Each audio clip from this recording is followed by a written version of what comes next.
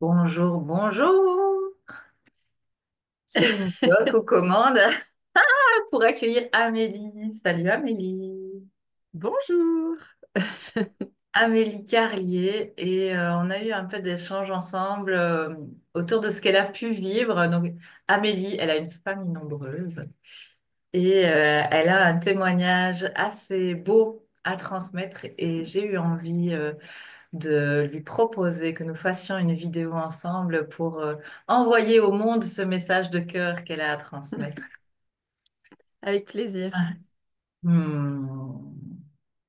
Est-ce que tu veux y aller direct, Amélie, nous partager autour de ton expérience ou peut-être tu as envie de mettre quelques mots avant? Non, je peux partager l'expérience. Ce que je peux dire déjà pour planter un peu le décor, c'est que avant cette expérience qui m'est arrivée donc en 2008, j'avais été maman 2 fois déjà. J'ai été maman jeune, j'avais envie d'être maman, viscéralement moi envie d'être maman depuis longtemps. Dès que j'ai commencé à devenir jeune adulte, j'ai eu envie d'être maman, donc c'était très fort. J'ai eu donc un premier bébé en 2002, un petit garçon, une petite fille en 2005.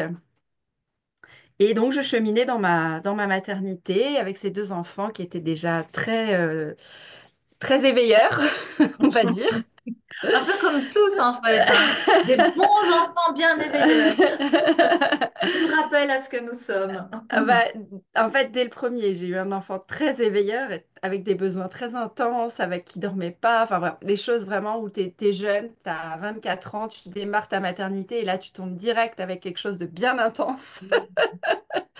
Mais enfin, voilà, donc j'ai cheminé avec ça. Et puis, moi, j'étais déjà un peu dans un parcours d'accompagnante puisque j'avais fait des études de psycho, j'étais psychologue. Et donc voilà, j'étais en train de m'installer en libéral, donc j'étais en plein gros projet, c'était une autre forme de naissance, hein. Je mettais au monde mon installation en libéral, quand tout d'un coup j'ai découvert que j'étais enceinte sous stérilet. Donc grossesse pas du tout prévue, j'avais éventuellement eu l'idée qu'un jour j'aurais un troisième enfant, mais pas là, alors qu'ils avaient 5 et 2. Et que j'installais mon cabinet. Tu vois, c'était pas du tout le moment pour moi d'être mère. Enfin, pas non, j'avais pas prévu ça dans ma tête. Donc c'est Le venu me timing bousculer. divin n'est pas souvent celui que nous prévoyons hein, dans nos petits C'est contrôles, ça. schéma contrôle. C'est ça. Donc je découvre que je suis enceinte. Je vais direct à la maternité parce que sous stérilet, je savais pas du tout comment il fallait faire. Et là, donc on me dit, il y a deux possibilités. Soit on le laisse et on poursuit la grossesse avec, mais il y a plein de risques de fausse couche.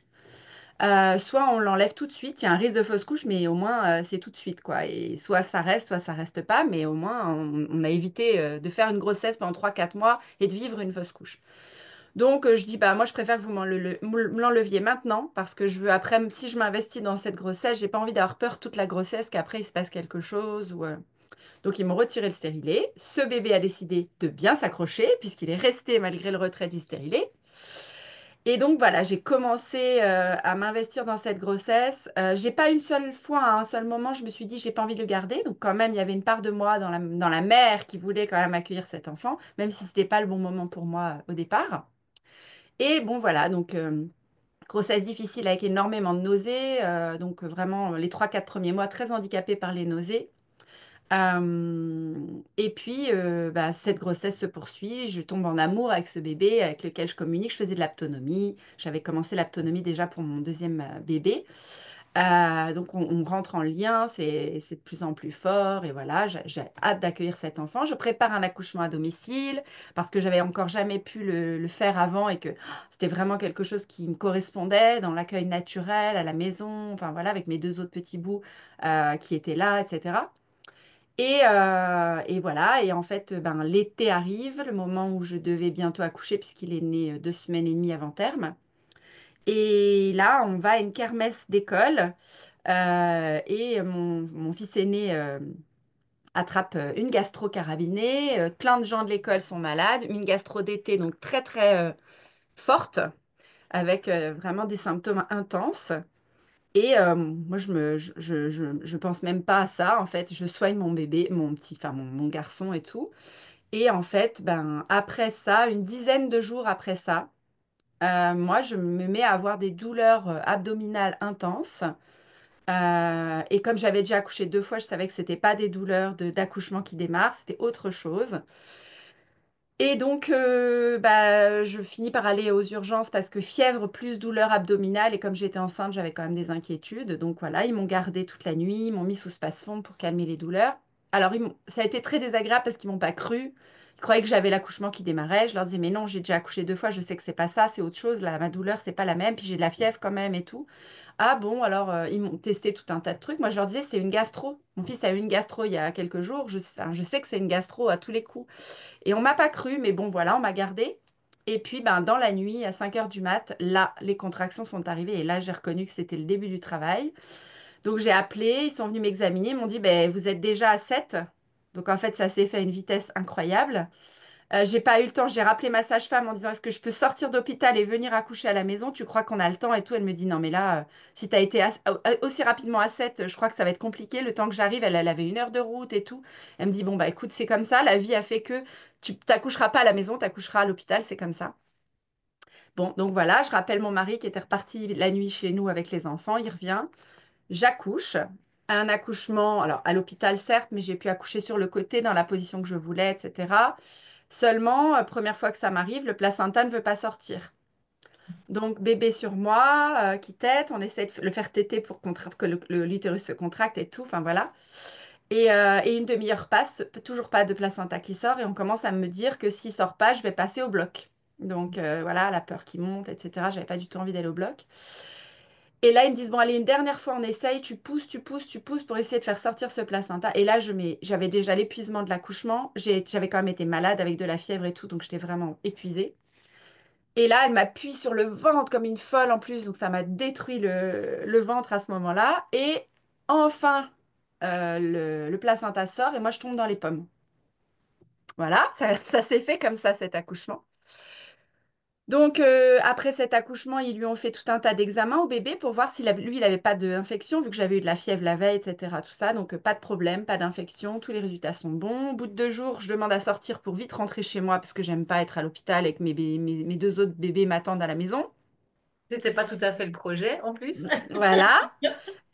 Donc, re-examen, il a été examiné par 2 ou 3 pédiatres différents. Ça a son importance pour la suite parce que donc je sors, on me dit ce bébé est en parfaite santé, c'est bon, vous pouvez sortir. Donc on retourne à la maison et puis une fois à la maison, donc il commençait à reprendre un tout petit peu sa courbe de poids après avec l'allaitement, la montée de lait et tout ça. Et une sage-femme, donc celle qui devait m'accoucher, vient me voir à la maison tous les jours pour voir comment va le bébé, m'accompagner dans tout ça. Toute la famille vient voir le bébé à la maison, voilà, tout se passe bien. Sauf que moi, je sens qu'il y a quelque chose qui cloche avec mon bébé. J'ai eu des bébés hyper excités qui dormaient pas et qui étaient compliqués jusqu'à présent, et celui-là dort tout le temps. J'arrive pas à le réveiller pour le faire téter. Je suis obligée de me battre avec lui, de lui refaire des stimulations à la bouche pour qu'il tète, parce que sinon il s'arrête de téter, il se rendort. Et au bout du 4e jour, la courbe de poids qui commençait à monter redescend. Donc j'en parle avec la sage-femme et tout, qui me dit, oh ben c'est pas grave, ça arrive, vous êtes revenu à la maison, il y a des changements, peut-être que voilà, on s'inquiète pas, on s'affole pas. Mais moi je m'inquiétais et je sentais quelque chose qui n'allait pas en fait. Bon voilà, les jours se passent. Et le 8e jour, vers midi, je vais pour changer mon bébé sur la table de change. Il met sa tête sur le côté, il vomit. Et une diarrhée aussi. Au même moment, j'ouvre la couche, diarrhée liquide de l'autre côté. Et là, je sens en moi la confirmation qu'il y a quelque chose qui ne va pas et je panique. Donc, on va aux urgences. Et quand on arrive aux urgences, mon mari était au boulot, il m'a rejoint là-bas. Là, tout s'accélère en fait, puisque on prend le bébé, on le pose sur la table d'examen, ils s'affairent tous autour de lui. Et là, on me dit, il a plus que 34 de température, il est en arrêt cardiaque. Donc là, on bascule, parce que moi, je venais pour une gastro. Je pensais qu'il était en gastro, qu'il fallait falloir le réhydrater. Mais là, ça prend une autre tournure, quoi. Et là, bah, dépossédé du bébé, hein, parce que branle-bas de combat, on court dans les couloirs, il l'emmène en néonat, il le branche en machine. Enfin, voilà, tout un tas de choses complètement folles qui se passent après sous nos yeux, où on est complètement spectateur et dans le choc. Ils nous disent qu'ils ne peuvent pas le garder là parce qu'ils n'ont pas ni les médecins ni le matériel nécessaire pour quelque chose d'aussi grave. Donc, il faut qu'ils l'envoient à 1 heure, enfin 80 km de chez nous, en hélicoptère. Mon mari négocie avec eux parce qu'ils veulent pas que les parents suivent en hélicoptère. Donc mon mari les supplie qu'au moins la maman puisse aller avec lui dans l'hélicoptère. Ils ont refusé jusqu'au bout. J'ai pas eu le droit d'aller avec lui dans l'hélicoptère. Donc gros arrachement. On arrive enfin nous on part en voiture aussi pour vite rejoindre là-bas. Et quand on arrive là-bas, donc ça a été la descente aux enfers puisque on est tombé en plus dans un service où ils étaient absolument inhumains, je dirais.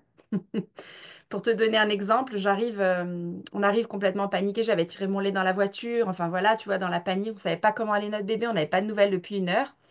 On arrive, la première personne sur qui on tombe, une infirmière, on lui dit, on est les parents du petit Anton. On veut savoir s'il va bien, si tout va bien et tout. Elle nous regarde avec un ton hyper détaché et elle nous dit, il n'a pas une belle couleur.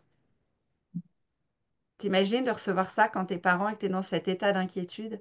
La violence des phrases. Il y a beaucoup de phrases comme ça qu'on a gardées pendant longtemps après. Bref, donc on a attendu pendant des heures dans cette... Alors on peut dire bref, et on peut dire bah, à toute personne qui pourrait entendre ce témoignage, euh, juste avoir cette présence en fait et ce lien cette- de cœur avec des parents qui arrivent, ouais. c'est fondamental. C'est Quelque chose. cette humanité, quoi. Je me suis dit, mais c'est un truc de dingue. Je l'ai regardé, je me suis dit, mais comment on peut avoir autant de... Alors oui, je sais que le personnel médical voit des choses tellement dures qu'ils sont obligés de s'endurcir et qu'ils veulent se protéger en étant... Mais quand même, de détacher de l'humanité à ce point, ça devient quand même terrible, je trouve. Enfin, bref. Donc du coup, bah, on a attendu pendant des heures dans cette salle d'attente froide avec des bancs métal. Les lumières s'éteignaient. Alors comme la journée s'est déroulée à une vitesse, voilà, on est vite arrivé à la tombée de la nuit. On était dans le noir, la lumière s'éteignait. En fait, il fallait appuyer sur le bouton, ça durait un certain temps et ça se rééteignait. Donc on était beaucoup dans le noir, sur un banc en métal. Enfin, ça a été vraiment violent cette attente. On a eu le droit en quelques heures, on a eu le droit de le voir 2 fois 5 minutes en s'harnachant avec des trucs là pour aller en néonate.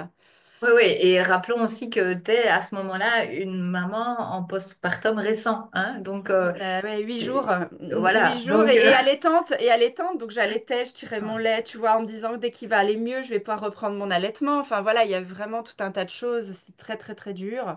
Plus la fatigue, parce que moi j'avais dormi en peau à peau en allaitant mon bébé pendant 8 jours, tu vois, donc j'étais quand même dans un état de fatigue déjà, voilà. Et donc, euh, et donc bah, en fait, pendant cette attente infernale, à un moment donné, dans mon angoisse, parce que tu sais, t'es angoissée, t'as les palpitations, t'as mal au ventre, enfin, t'es vraiment pas bien. J'avais la tête posée sur l'épaule de mon mari, et tout d'un coup, il m'arrive un truc que j'avais jamais vécu de ma vie, parce que maintenant j'appelle une sortie de corps, mais je le savais pas à ce moment-là. J'entends plus aucun bruit, je suis plus dans la pièce, je suis ailleurs, mais je sais pas où je suis. Tout est calme, et tout d'un coup, plus d'angoisse, plus de peur, plus de sensations désagréables du corps, juste comme si j'étais dans un état de vacuité totale. Euh, et là, j'entends, tout va bien se passer. Et je sais pas, je savais pas dire combien de temps j'étais restée dans cet état. Et puis soudain, il y a eu un bruit très fort, une porte qui a claqué, un truc, et je suis revenue à moi. Et j'ai demandé à mon mari, je lui dis, mais j'ai dormi, j'avais les yeux fermés, tu crois que je me suis endormie? Il me dit, mais non, t'étais à côté de moi, t'avais les yeux ouverts, enfin, t'étais là, enfin, je croyais que t'étais là. Donc, je ne m'étais pas endormie, c'était pas un rêve. Et puis en plus, quand tu dors, quand tu t'endors dans l'épuisement, au moment où tu te réveilles, l'angoisse revient direct te chercher. Tu sais, tu as le palpitant qui revient, on est où? Qu'est-ce qui se passe? On en est où? Enfin, tu vois. Là, je suis revenue à moi dans le même état de sérénité et de zénitude dans lequel j'étais dans l'autre espace, dans ce calme profond, alors que la situation n'avait pas changé, c'était la même situation. Et j'étais convaincue que tout allait bien se passer. J'avais entendu tout va bien se passer et j'y croyais vraiment, quoi. Et j'ai même dit à mon mari, ça va aller, il va s'en sortir. Je l'avais interprété à ma mm, manière, le tout va bien se passer, hein, évidemment. mm, mm. Et je lui disais, tout va bien se passer et tout. J'étais vraiment sereine. Et puis, ben, l'instant d'après, ils sont venus nous chercher à 4. Et là, quand tu les vois arriver à 4, tu te dis qu'il y a forcément un truc qui va pas bien. Tu sais, je les revois, ils arrivent en ligne, comme s'ils se serraient les coudes à 4 pour débarquer, pour aller face aux parents, en fait, tellement ça doit aussi être dur hein, pour le personnel d'aller annoncer un truc pareil. Et donc, on nous annonce qu'il est décédé pour le troisième arrêt cardiaque. Ils n'ont pas réussi à le ranimer et que c'est fini, quoi. Donc là, c'est un tsunami violent qui s'abat sur toi. C'est d'une intensité incroyable ce qui se passe. De toute façon, tu as du mal à croire que c'est la réalité tellement c'est fou en fait. Jamais un moment, t'as pu enfin, pendant tout ce temps d'attente, jamais un moment, je me suis dit, il va mourir en fait. Mm. Moi, c'était même pas envisageable, c'était cette option-là, quoi, tu vois, Et donc, du coup, bah, tout s'enchaîne à une vitesse incroyable parce que, ben, est-ce que vous voulez voir l'enfant mort? Ah, tu vois, donc voilà. Donc, bah oui, c'est mon enfant, je veux voir, je veux être sûre, je veux y croire, quoi. Enfin, c'est... Donc, on nous met dans une pièce, on me met le bébé mort sur moi en peau à peau, et puis là, tout le monde se barre. Et Mm. tu te retrouves seule avec ton bébé mort. On va pas savoir trop ce qui t'arrive et ce qu'il faut faire avec ça. On l'a pris chacun de notre tour avec mon mari. Et puis ensuite, bah, ils viennent rechercher le bébé, puis ils te font remplir tout un tas de documents. T'es complètement fou, t'es pas là, mais tu dois signer des documents parce qu'il faut le faire pour transporter le corps après au funérarium, machin. Enfin, tout s'enchaîne à une vitesse. Tu te dis, mais qu'est-ce qui m'arrive, quoi? Enfin, Mm. Et là, il était presque minuit et on nous dit, bon, bah voilà, vous pouvez rentrer à 80 km en voiture alors que tu viens de savoir que ton, Fini, voilà. voilà. C'est bon, c'est C'est parti, vous bon. pouvez rentrer chez vous. Non, mais ça et plus d'autres trucs encore, tu vois, je la fais court, mais on en a Ouais. entendu des trucs, comme si on avait été mais maltraité là-dedans, mais Mm. comme dans un rouleau compresseur, quoi, tu vois. Une expérience comme celle-là, ça aurait de toute façon été traumatisant et violent, mais si en plus tu es quand même entouré avec des gens chaleureux qui t'aident, qui t'épaulent, qui t'accompagnent, qui te guident, ça prend une autre dimension. Là, ça a été l'abandon total de l'humanité, entre guillemets, face à un truc tellement violent, quoi. Donc voilà, donc ben, on reprend la route, hein, complètement lobotomisé. Mon mari reprend le volant, moi à côté dans la bagnole, on se parle quasiment pas, je pleure tout le trajet, enfin toujours avec mon tire-lait, avec mes montées de lait, un truc complètement fou, quoi, tu vois. Et là, on arrive chez mes parents, puisque mes enfants étaient gardés par mes parents pendant ce temps-là. Et en arrivant, je vois mon mari s'effondrer enfin, Mm. parce que lui, il était comme un robot, il fallait qu'il me Il ramène avait en bonne tenu. santé Ouais. jusque-là. Et là, on arrive chez mes parents, il me rend à mes parents, entre guillemets, et Mm. lui, il s'effondre Mm. complètement. Voilà, donc on parle avec mes parents un certain temps, et puis on va se coucher. Et le lendemain, on se réveille, et il faut annoncer à mon fils et à ma fille que leur petit frère est décédé. Donc, autre étape, assez violente aussi. Donc ça a été intense également.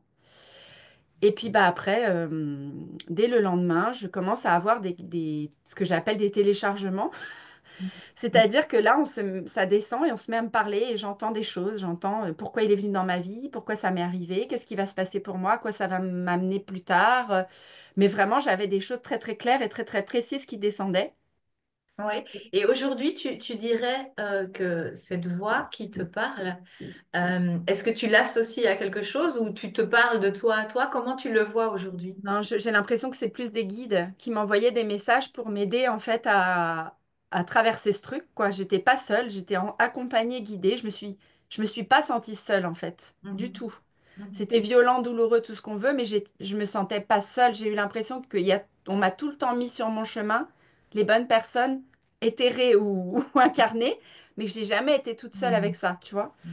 Donc en fait, à partir de ce moment-là, j'avais deux parts de moi. Vraiment, c'est comme ça que je ne peux pas le dire différemment. J'avais l'impression d'avoir une part de moi comme si c'était la connexion à mon âme, qui Mhm. téléchargeait, qui comprenait, qui intégrait et qui savait ce qui était en train de lui arriver, comme si je me rappelais que j'avais dû faire ce choix d'incarnation à un moment donné, que c'était normal qu'il m'arrive ça, entre guillemets.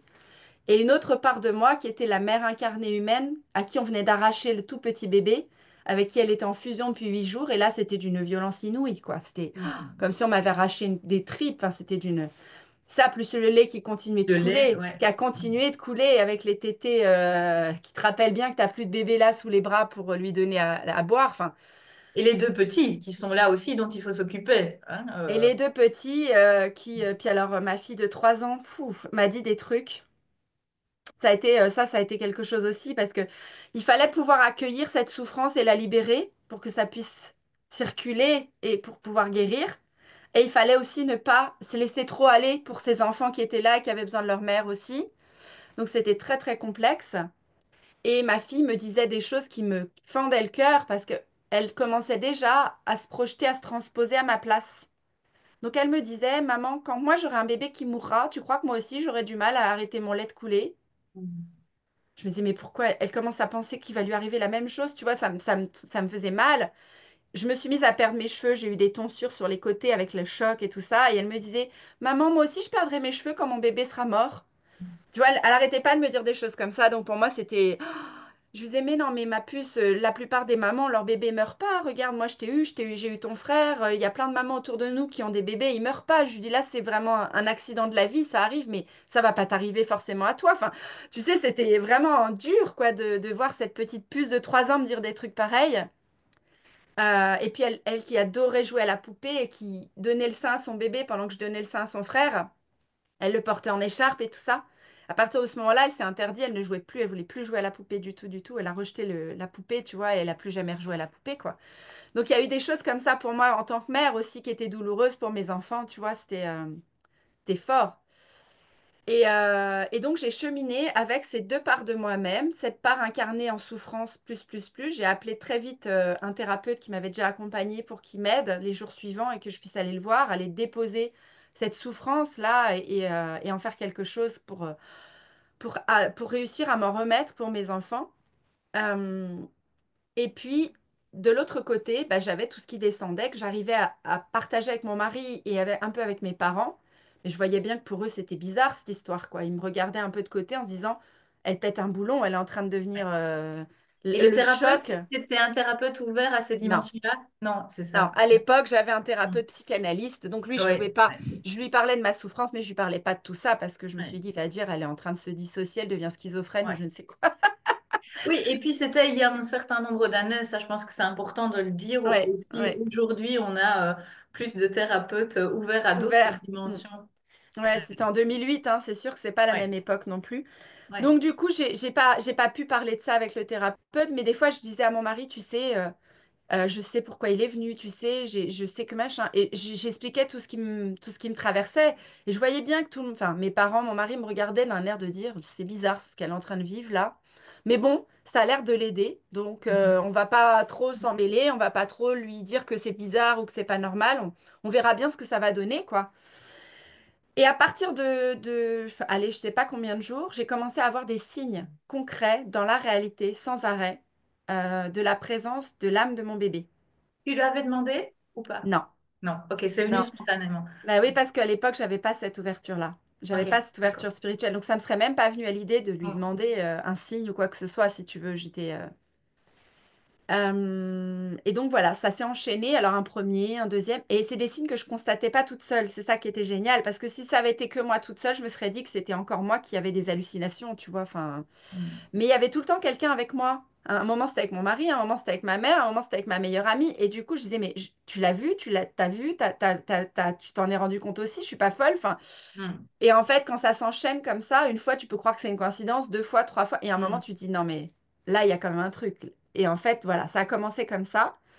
Et puis, bah, ce qui m'a beaucoup aidé, et le clin d'œil de la vie qui fait qu'après, j'ai compris tout ce qui m'arrivait et que j'ai commencé ce chemin spirituel et cette ouverture de conscience, c'est que quelques jours après le décès de mon enfant, mon papa, qui avait une amie d'enfance, une amoureuse d'enfance, qu'il avait perdue de vue depuis 30 ans, comme par hasard, cette amoureuse reprend de ses nouvelles 30 ans après, truc complètement dingue, quelques jours après le décès de mon fils.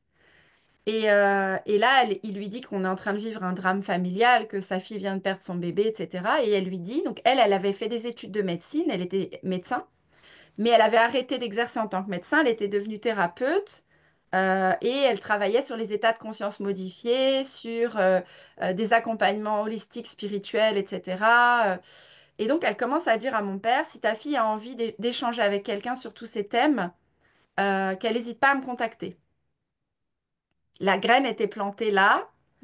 Et moi, j'ai même pas réfléchi 30 secondes que je lui ai écrit un mail en lui expliquant tout ce qui m'arrivait. Elle m'a répondu, on a échangé plusieurs mails et c'est elle qui a commencé à m'expliquer que ce que j'avais vécu à l'hôpital, ça s'appelait une sortie de corps, tout ce qui s'était passé. Et pour la petite histoire, le petit détail quand même clin d'œil, c'est que j'ai découvert après quand j'ai eu l'heure officielle du décès, que le moment où j'ai fait ma sortie de corps, c'est le moment où l'âme de mon bébé montait en fait.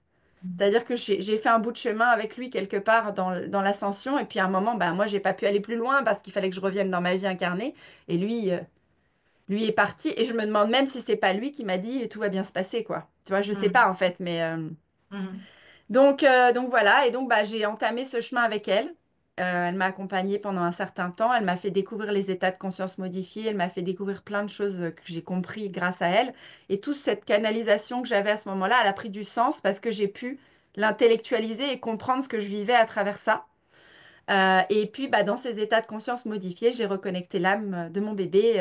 On a pu retrouver une autre relation non incarnée, mais très, très puissante qui m'a permis aussi. Ça n'a pas empêché la souffrance. Je le précise parce que Ouais. j'ai des gens que j'accompagne aujourd'hui, puisque maintenant j'accompagne beaucoup de deuil aussi, d'enfants aussi d'ailleurs, qui me disent, mais comme je suis croyante, que je sais qu'il est bien là où il est, etc., je devrais pas souffrir autant. Mhm. Mais si, Bah si. si, parce que, si, parce que toi, tu es quand même une personne incarnée avec un cœur et des tripes et tu es privé de ton enfant dans la réalité physique. Et tu dois apprendre à ne plus vivre avec cet enfant. Donc, c'est d'une violence inouïe dans la La chair et chair, dans ouais, ça te rend la l'émotionnel. chair. Ouais. Et bien sûr que si on était désincarné, qu'il n'y avait plus que l'âme qui était là, l'âme, elle sait ce qui se passe, etc. Elle n'est pas connectée à un corps avec des émotions, alors elle ne le vit pas de la même manière. Mais tant que toi, tu es dans ton corps avec tes ressentis et tes émotions, c'est d'une violence inouïe. Donc, l'un n'empêche pas l'autre. C'est pas parce que Oui, tu as et cette c'est ouverture. oui, tout à fait. Et c'est toujours cette danse assez fine hein, quand on accompagne des parents endeuillés. Voilà, moi, je peux transmettre des messages des bébés et ce genre de choses, mais le plus important, c'est que le parent, il soit dans l'accueil complet de ce qu'il est en train de vivre.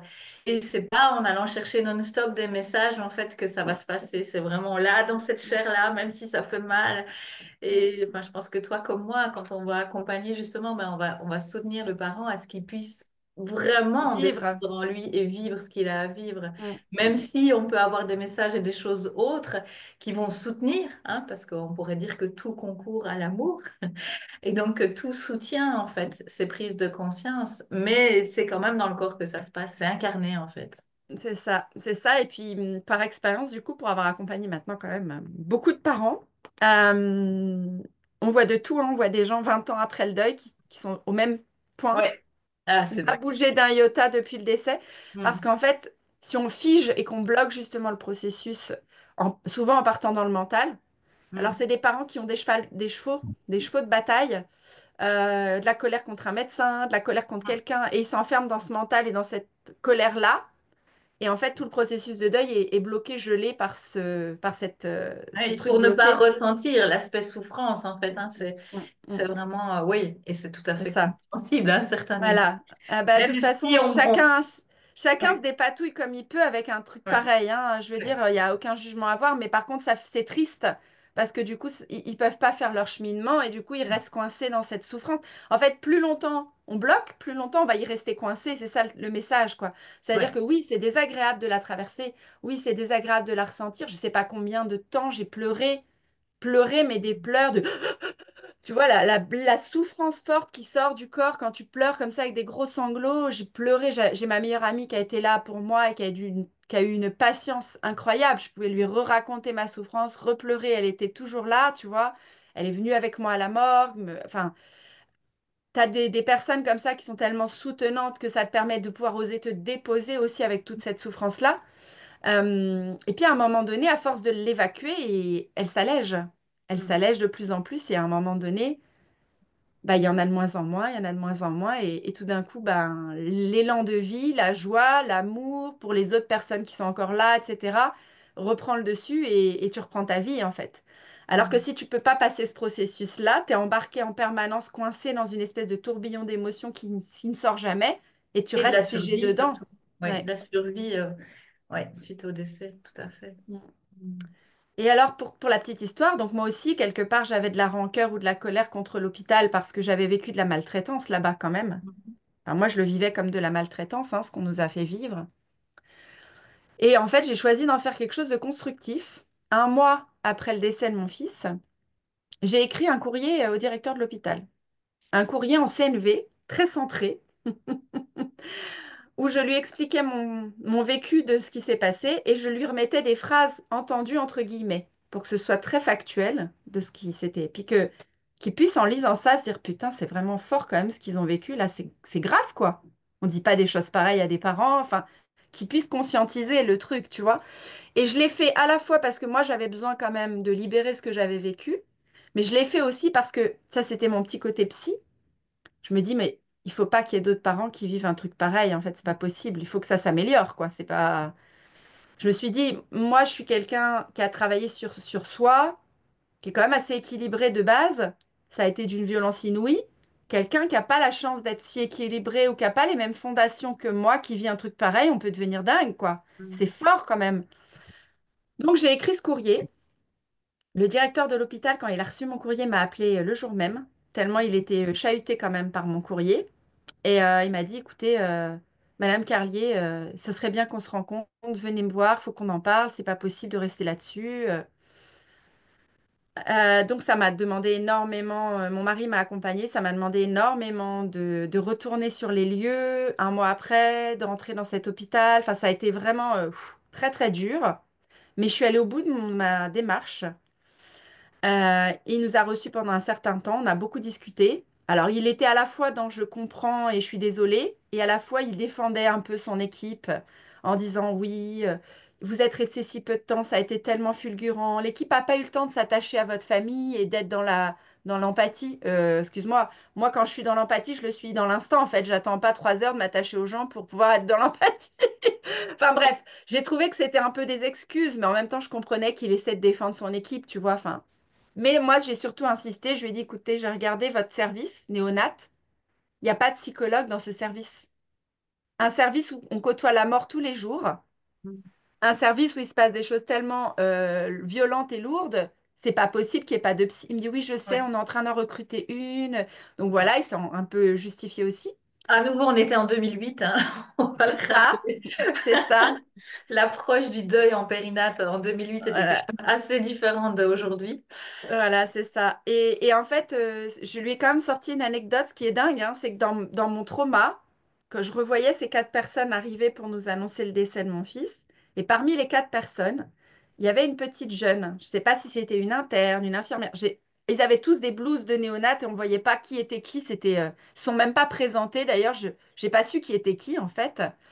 Mais cette jeune femme, quand je la voyais arriver, et ça restait pas mal longtemps marqué dans ma tête aussi, elle tournait la tête pour ne pas me regarder, tellement c'était dur pour elle. Et elle pleurait, je voyais les larmes qui coulaient pendant que l'autre me parlait en fait. Et ça, je l'ai dit au directeur de l'hôpital, je lui ai dit, comment elle est revenue travailler le lendemain ou le surlendemain, cette jeune femme en fait? Alors qu'il n'y a pas de psy dans le service, qu'il n'y a personne qui redébriefe derrière, qui accompagne le personnel. Enfin, j'avais aussi cette truc de me mettre à la place de ces soignants, tu vois, même si moi, je vivais mon drame, je voyais aussi le drame des autres, tu vois, et je me disais, mais...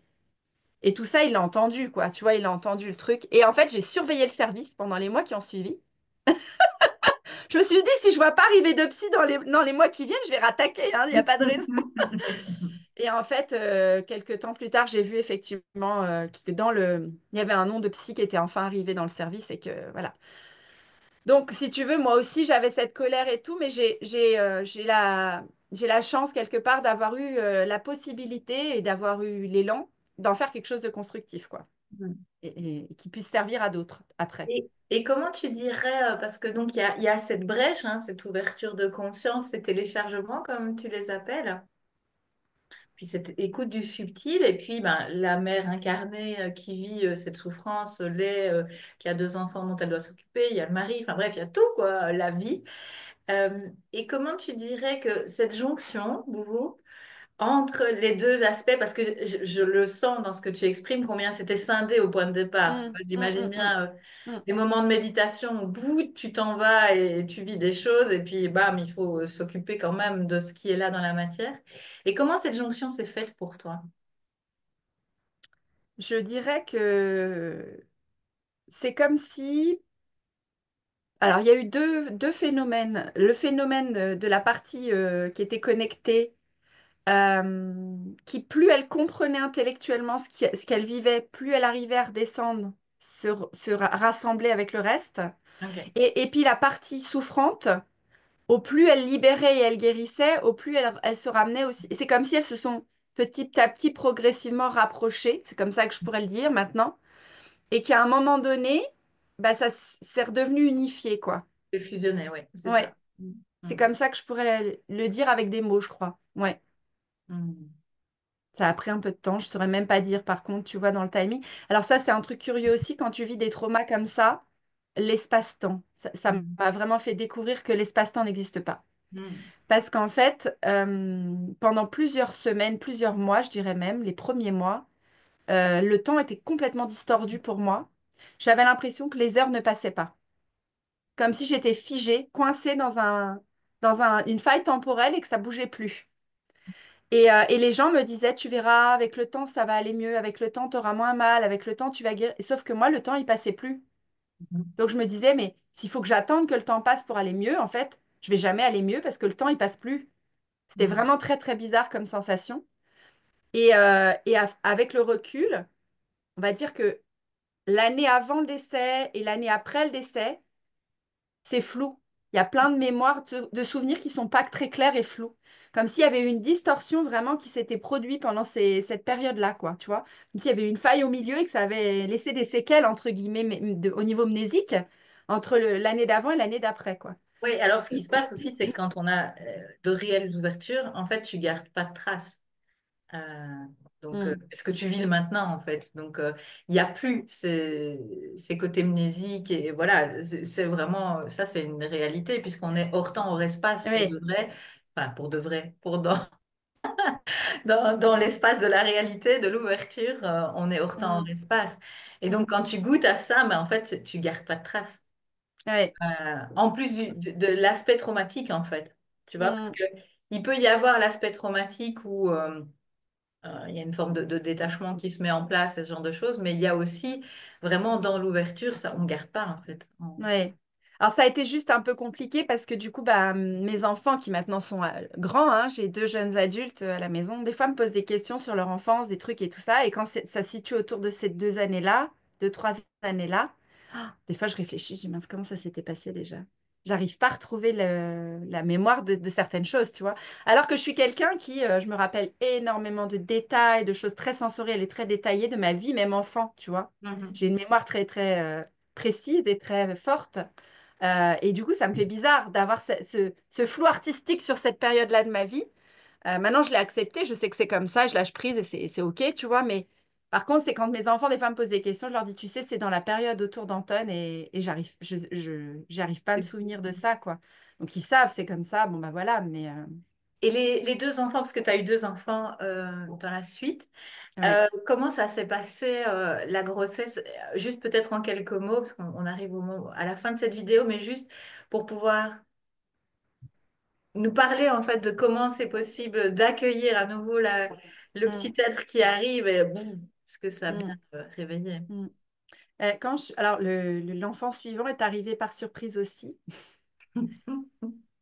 C'est quand j'ai découvert que j'étais enceinte, en fait, j'ai eu un petit sursaut de peur au départ en me disant, mais est-ce que je vais être capable de pas lui faire porter la souffrance du deuil de son frère? C'était un peu, au début, un peu effrayant pour moi parce que j'avais cette conscience. Je voulais surtout pas d'un enfant de remplacement. Je voulais pas qu'il en souffre. Enfin, le moins possible, hein, c'est son choix d'incarnation, mais quand même. Mais comme j'avais déjà beaucoup cheminé et qu'il y avait eu tout cet éveil spirituel-là, j'étais quand même aussi en partie assez confiante. Je me disais, mais il n'y a pas de raison, ça va bien se passer. La grossesse, j'ai pas eu trop de peur pendant la grossesse, bizarrement. J'étais vraiment portée par une belle énergie et je me disais, cet enfant qui arrive là, qui choisit de venir s'incarner là, ça va forcément être quelqu'un, quoi. Il va savoir gérer ça. Et par contre, là où ça a été un peu plus compliqué, c'est que la vie m'a fait des petites surprises et il est né plus de 5 semaines avant terme. Il est né au moment où, en fait, c'était pile, il est né à 33 semaines et demie. Et on m'a dit, quelques jours avant, on vous mettait sous salbumol pour empêcher les contractions enfin, l'accouchement de se déclencher. Mais là où vous êtes, on laisse faire l'accouchement maintenant. Et là, c'était, s'il fait moins de 2,1 kg, il part en néonat. Donc, hop là, je me dis, purée, c'est pas vrai, je vais pas revivre ça. Et j'ai eu la chance, entre guillemets, mon bébé faisait 2,8 kg, il était en parfaite santé, il respirait bien, il se régulait bien, et du coup, on n'a pas été en néonat, et tout s'est très bien passé. Mais j'ai eu cette petite frayeur quand même au moment de la naissance de me dire, je vais pas revivre un truc pareil. Enfin, tu vois, il y avait quand même un truc. Et puis j'ai quand même eu aussi un petit truc quand il a eu 8 jours, quoi. Mm. Tu vois, ce que je disais à mes copines, c'est con parce que tu peux mourir à J2, à J11, à J30, enfin. Mais quand on est arrivé à J8, il y a eu comme un truc qui s'est réveillé en moi de me dire, est-ce qu'on va passer le jour suivant, quoi. Tu vois, il y a eu un truc. Et après, c'est passé. Et puis, ce bébé, il a choisi de naître pile entre la date de décès, de naissance et la date de décès de son frère. Son frère était né le 15, était mort le 23, il est né le 21. Mm. Et avec beaucoup de semaines d'avance, puisque sa vraie date, c'était fin août, quoi. Mm. Donc, c'est comme si il avait dit, moi, je me mets là, au milieu de ces deux dates, je reviens mettre un peu de On va joie dans mettre tout la ça. vie. On va mettre de la vie là au milieu. Ah, exactement. Ouais. Et il a 15 ans aujourd'hui, c'est un garçon qui est très joyeux, qui fait beaucoup de blagues, c'est vraiment la joie de vivre qui est venue se mettre là, quoi. Donc, Mm. c'est, voilà. Et puis, bah, j'ai eu un autre garçon, donc que des garçons, hein. C'est beaucoup de garçons chez moi. Il y avait ça aussi, je me disais, ça aurait été peut-être bien que ce soit une fille pour qu'on passe sur complètement autre chose. Mm. Pour pas qu'ils se ressemblent, pour pas que je compare. Enfin, tu vois, il y avait un truc. Bon, et la vie a décidé que c'était un garçon quand même, de toute façon. Donc, et donc voilà, j'ai eu un autre garçon 4 ans après. Et ces garçons sont venus avec moi dès tout petit au cimetière de temps en temps quand on va mettre des fleurs. Ils ont toujours su que leur frère existait, on en a toujours parlé. Ça fait partie de leur vie et il n'y a pas de tabou avec ça, quoi. Il y a des photos de lui s'ils veulent le regarder. De temps en temps, ils posent des questions. À chaque étape de leur vie, quand ils grandissent, des fois, il y a des questions qui reviennent et Mm. voilà, quoi. Oui, et ça, c'est un des aspects qui est hyper important hein, dans le deuil d'enfant, c'est que on leur donne quelques petites infos à chaque âge et puis ils posent des questions et ils vont revenir avec le sujet. Mm. Ça sert à rien de les bombarder d'infos, Non, non. surtout s'ils sont petits. Ils Mm. viendront. Et adulte, il y a d'autres choses encore. Tu vois, ma fille qui est maintenant adulte, de temps en temps, il y a des trucs qui remontent aussi, Mm, qu'elle retravaille. mm, Ouais. mm. Bon, mm. En Merci en tout tous les cas, cas. la phrase que je dirais pour terminer et pour les personnes qui pourraient écouter, qui seraient concernées par ça, parce que pour moi, ça a été très important. J'ai beaucoup cherché juste après le décès des groupes de parole, des endroits. Je ne voulais pas me sentir seule à vivre ça. Et je voulais savoir si d'autres parents qui étaient passés par là s'en étaient sortis, si on pouvait se sortir d'un truc pareil, en fait. Mm, Et à l'époque, il n'y avait pas de groupe de parole, il n'y avait rien. J'avais juste trouvé un groupe de mamanges sur les mm, réseaux sociaux. Donc, je discutais avec elles par mail, enfin par message. Euh, et l'idée, c'est qu'il n'y en avait pas beaucoup qui venaient témoigner qu'elles s'en étaient remises. mm, C'était beaucoup des femmes qui partageaient leur souffrance, en fait, tu vois. Et j'y suis allée pendant quelques mois, puis après, j'ai arrêté d'y aller parce qu'il y avait tout le temps des nouvelles mamans endeuillées qui arrivaient et ça me renvoyait à chaque fois Je voulais m'en sortir, quoi. Mais au bout d'un an, quand j'ai commencé à aller mieux, je suis revenue mettre un message sur le groupe pour dire à ces mamans, on peut s'en sortir, quoi. On peut retrouver du goût à la vie, on peut retrouver de la joie, on peut reprendre cet élan de vie vitale. C'est possible, en fait, de s'en sortir parce que t'entends toujours, c'est la pire chose qui peut arriver au monde, ouais, perdre son la perte enfant, d'un enfant.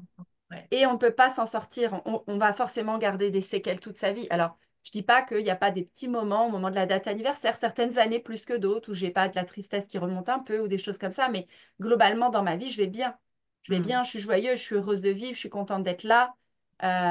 Et puis, j'accompagne d'autres personnes qui vivent la même chose. Enfin, donc, on peut s'en remettre, quoi. On peut s'en remettre et on peut être heureux de vivre Et surtout, après, on a après le ça. droit, ça, je me souviens, moi, de plusieurs parents qui m'ont partagé combien je culpabilise de Oui. me sentir en paix. Céline, quand on vient en rendez-vous et puis il se passe tellement de belles choses, je culpabilise de me sentir en paix ou de Hmm. vivre de la joie. Mais waouh! Ouais, ouais, mais c'est vrai parce que tu as des gens qui ont des attentes aussi, tu sais. Quelques mois après, nous, on allait mieux. Parce qu'avec tout ça, on a été mieux, plus rapidement peut-être que d'autres, j'en sais rien. Mais quand on croisait des gens, ils nous regardaient tristement, machin et tout. Puis quand on parlait avec eux, et puis en plus, nous, on parlait d'Anton. Spontanément, Mm. il était là, il faisait partie de notre vie, il n'y avait pas de tabou. Enfin, et les gens, ils nous disaient, c'est bizarre de vous voir aller bien comme ça. Enfin, presque on Mm, nous reprochait de pas être désemparés et de pas de pleurer quand on nous croisait et qu'on nous parlait de ça, tu vois. Donc c'est vrai qu'il y a des attentes sociétales aussi. mm. Il y a un moment où on voudrait bien que tu ailles mieux, il y en a marre que tu te plaignes et que tu te Oui, pleures. Puis il y a un moment où il faudrait quand même pas que tu ailles trop vite mieux parce que c'est pas normal, tu vois. Donc tu es un peu perdu dans ce. Et moi je dirais, soyez vous et faites ce qui vient en vous et rien à exactement. foutre de la société et des gens. L'important c'est de s'en remettre et d'aller mieux soi en fait. C'est ça qui compte quoi. Oui, C'est. et de trouver ces personnes, si c'est vers des gens qu'on est attiré, parce que pour certains, ça va être la nature, ou enfin peu importe en fait, Mm, hein, ou les animaux. Mais si c'est vers les gens que vous êtes attirés, ben justement, allez vers des personnes où vous sentez qu'il y a une résonance de cœur et il y a cette ouverture, cet mm, accueil et ce non-jugement par rapport à ce que vous vivez, là où vous en êtes en fait. C'est mm. vraiment C'est ça. super C'est tout à fait important. ça. Mm, Parce que c'est des étapes, enfin, c'est clair ouais. en fait, c'est des étapes. Et quoi qu'on vive spirituellement, c'est vraiment là, pour moi, que c'est important dans ton témoignage, c'est que on peut vivre des grandes, grandes ouvertures et à la fois, bah, il y a toute cette part humaine à accueillir et voilà, à laisser le mouvement de vie en fait se réinstaller dans le corps et le sentir dans le corps. Mm. Complètement. Tout à fait. Ouais. C'est vraiment ça. Et puis, bah, ouais, c'est s'autoriser à puis pas croire non plus que c'est linéaire. Mm. Parce que Mm. c'est sans cesse des allers-retours. Mm. Et il y a des personnes que j'accompagne, parfois, elles me disent, ah bah ça y est, ça va mieux, ta ta ta ta ta Mm. ta. Puis il y a un truc qui se passe, puis hop, on redégringole dans Ah, ouais. l'émotionnel. Et là, Mm. ah bah je régresse, ah bah en fait, je croyais que j'allais mieux, mais je vais pas mieux. Si, t'allais mieux. Mais de temps en temps, tu as le droit de revenir revisiter ton émotionnel, voir où ça en est, parce que c'est tellement un truc de dingue ce qu'on vit sur le plan émotionnel à cet endroit-là, que c'est normal que ça, comme s'il y avait un petit soupape de vapeur qui ressort de temps en temps, où ça rejaillit jusqu'à ce Mm. qu'à un moment, on ait vidé presque le fond, quoi. Mais, Ouais. Ouais, oui, tout à mais... fait. Et donc, faut pas s'affoler si à un moment, on redescend dans l'émotionnel. C'est pas qu'on n'a pas progressé, c'est juste que ça se fait par touche comme ça, en fait. Ça se fait pas comme ça, quoi. Oui, Ça existe et pas. même au-delà de ça, il y a une idée de, il n'y a pas de progrès en fait. Il y a cette vie qui se vit, et C'est puis ça. bam, t'es confronté parce qu'il y a un enfant qui décède dans ton quartier, et oups, ça Mm. rejaillit. Et ben ok, ça rejaillit, et Mm. il n'y a pas de problème à ça en fait. C'est Mm. vraiment. Ou il y a un enfant qui naît juste à côté de toi quelques semaines ou quelques mois après et ça te fait souffrir de te dire pourquoi le mien est pas là et lui et elle a le droit d'avoir son bébé en vie. T'as tous ces mouvements-là aussi. Il y a des personnes qui sont mal parce qu'elles me disent c'est pas beau d'être jalouse ou c'est pas beau de ressentir. Il n'y a pas de c'est beau ou de c'est pas beau, c'est humain en fait. Oui, C'est humain d'être traversé par ça. et voire même, si entre femmes on peut se parler des choses depuis le cœur, c'est tellement beau en fait. Ouais. Moi, j'ai eu des mamans qui étaient toutes mignonnes parce que je les voyais avec précaution, essayer avec leur landau, essayer de tourner pour pas me croiser, pour pas me confronter à elles avec leur bébé parce que elles savaient, on avait été enceinte à la même période. Donc, et je trouvais ça tellement mignon. Je me disais, elles veulent me préserver, c'est tellement mignon. Elles sont, elles, dans leur bonheur maternel et tout ça, mais elles ont conscience qu'à côté de ça, moi, je viens de drame et elles voulaient pas me. Et c'est cette sororité-là que je trouve belle aussi, tu vois, quelque part. Mm, Et puis bah, après, je suis allée les voir en leur disant, c'est OK en fait. Vous mm, pouvez maintenant me croiser. Je suis contente de voir vos petits bouts qui grandissent. Je les trouve mignons. Des fois, je les prenais même dans mes bras. Enfin, voilà. mm, Mais c'est vrai que j'ai trouvé ça beau les premiers temps, qu'elles aient tellement d'empathie et qu'elles aient envie de me préserver d'une certaine manière. Je trouvais ça mignon, quoi. Mm. mm, mm. Bon, super. Merci beaucoup, Amélie. Merci, merci pour ton Eh ben écoute, témoignage. avec grand plaisir. Mm. Et puis merci pour là où tu œuvres aussi. Donc toi, tu es en France. Je vais mettre ton site web dans le descriptif de la vidéo. Et c'est surtout important aussi que la parole se libère par rapport à tout ce qu'on peut vivre dans ces périodes de naissance, de deuil. Et pour moi, vraiment, il y a tellement de femmes qui vivent des ouvertures et qui les taisent et qui se cachent de ça. Et ben, allons-y, en fait, partageons, ouvrons par rapport à tout ça. C'est un cadeau. Merci à toi de m'avoir donné Merci. la parole. Et puis, Mm. Mm. À plein de bientôt. belles choses. Ouais.